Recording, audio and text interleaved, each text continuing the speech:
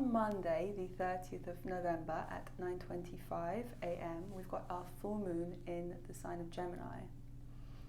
Interesting. Now, this full moon is falling at 8 degrees of Gemini, 8 degrees of Sagittarius. And it's a super interesting full moon. I've been looking forward to it because it's going to be so interruptive. Sagittarius as a sign is the sign of freedom. Sagittarians are seekers. They are always looking. They are in motion. They are stubborn. They are knowing. They are curious. They're philosophical. But what marks the Sagittarius is this wise relationship to fire. Sagittarius is the oldest fire sign, so it governs this deep sense of inner knowing, this deep sense of intuition, which actually can make having an argument with a Sagittarius or feeling that actually you could give a Sagittarius some advice totally pointless and incredibly painful, because the Sagittarius just knows. They just know, or at least they think they know. They really feel that they know. They have this deep, deep intuition. Now, what the Sagittarius and Gemini axis, what they run on, what they have in common, is it's the axis of movement, the axis of information, and the axis of freedom. Sagittarius rules the higher mind, so higher freedom, moving further distances, traveling large spans for information. And Gemini is the total opposite. Gemini is localization, but freedom within localization, so small trips around your area, small trips around your country. Actually, I would see Gemini would be your city and Sagittarius would be your continent. So it's just this relationship to freedom and this relationship to movement. So as you can kind of see where this is obviously going in our times with the full moon. The Sabian Symbol, which I looked up, Sabian Symbols, by the way, if you don't know what they are, I'm not even sure who's written them, but they were channeled by somebody, and this person went into like a deep starseed meditation, and they channeled the Sabian Symbol, which is like a little description for every single sign at every single degrees. So the Sabian Symbol for the 8 degrees of Sagittarius Sun is rocks and things forming therein. They're all kind of poetic. Now, they're all unbelievably perfect, of course, because Sagittarius is mutable fire. Sagittarius, what it does as a sign is it changes form. It moves out of form. Sagittarius is like the old trickster. It belongs to nothing. It belongs to nobody, like the tinker, the tailor, the soldier, the sailor, that motionless kind of old uncle archetype that is romantic and seeking.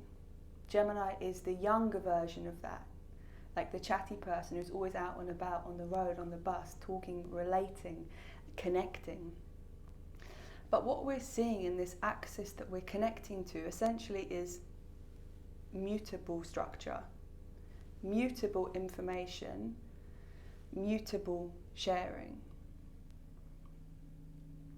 If Sagittarius was the shaman, then Gemini would be the doctor. Sagittarius is beliefs, Gemini is thought. Long distance freedom, short distance freedom. And what we're coming up to this full moon is our relationship to truth. How our capacity, how we can move between different pieces of information.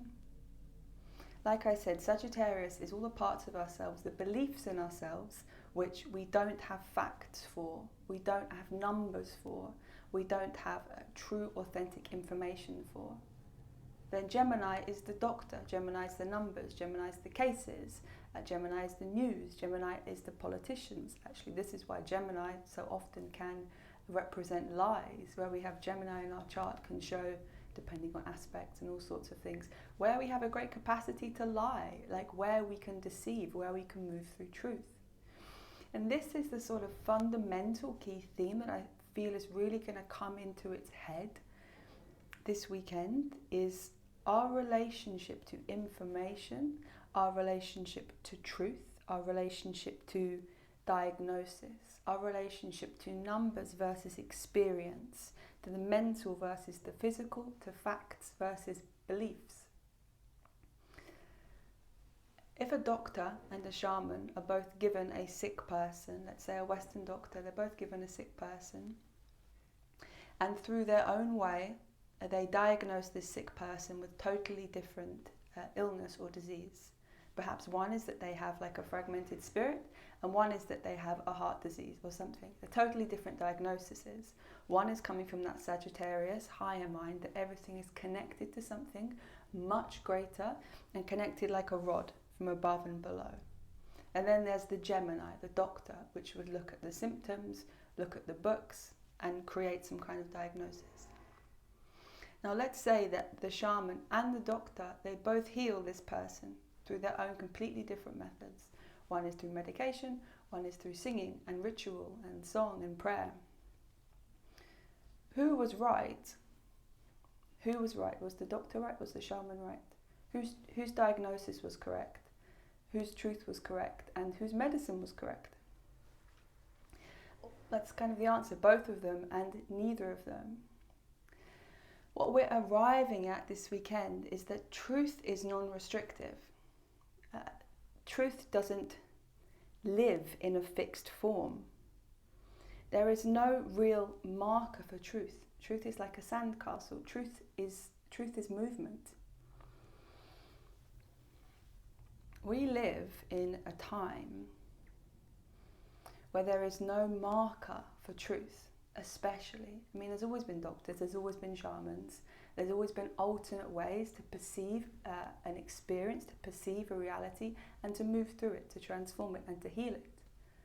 But we now live in this time where truth is just this room of mirrors.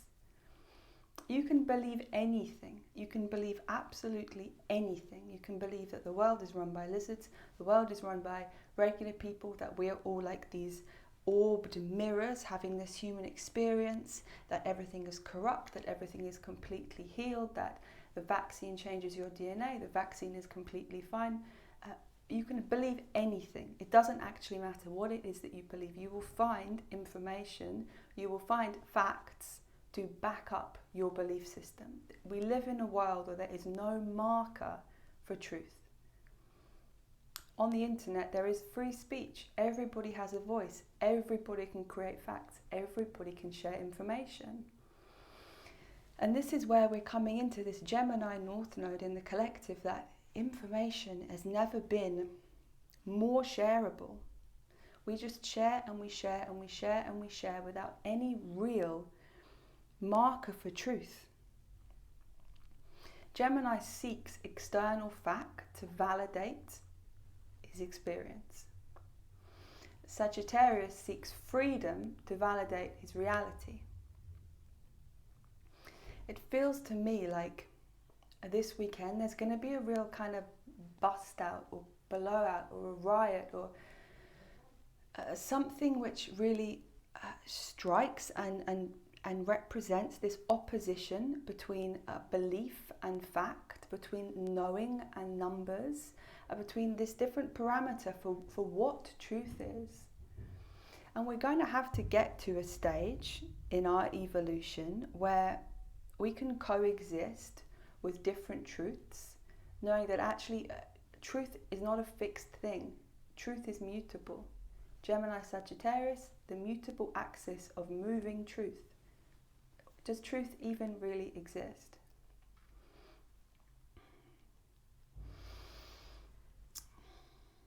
One thing that Gemini and Sagittarius both really have in common, and kind of their lesson with movement, their lesson with information, their lesson with freedom and truth, is community and connecting to the edges of your environment.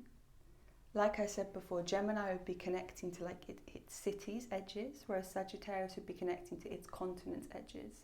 So it's different distances, but the same kind of thing.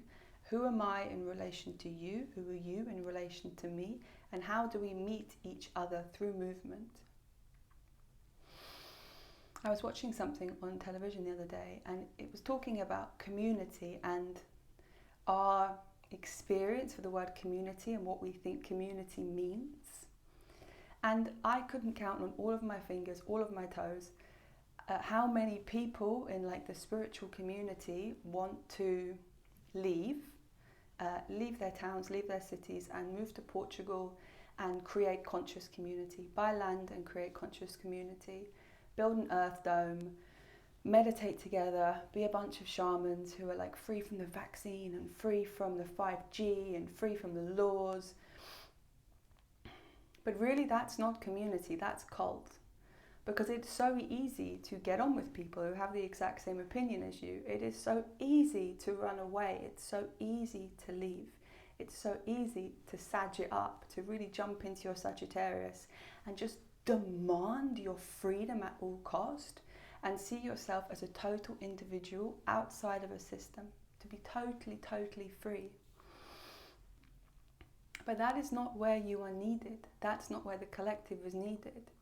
Really, the mountains of Portugal are fine without you. They're probably better without you. Actually, where you are needed, where that fight for freedom and for change is needed, is in your city, it's in your town. It's where you are. It is much harder to coexist in a community with the people on your street, with the people on the bus, with the people in your building who have completely different political views than you, a completely different health views than you, environmental views than you. That's community, is consciously coexisting with the people who are actually in your environment, not running off and creating an alternative reality. We don't need alternative realities. We need to consciously be invested and located in our reality now. And I say this because this is where the North Node is. The North Node is sitting 20 degrees, I think, of Gemini. We are needed where we are.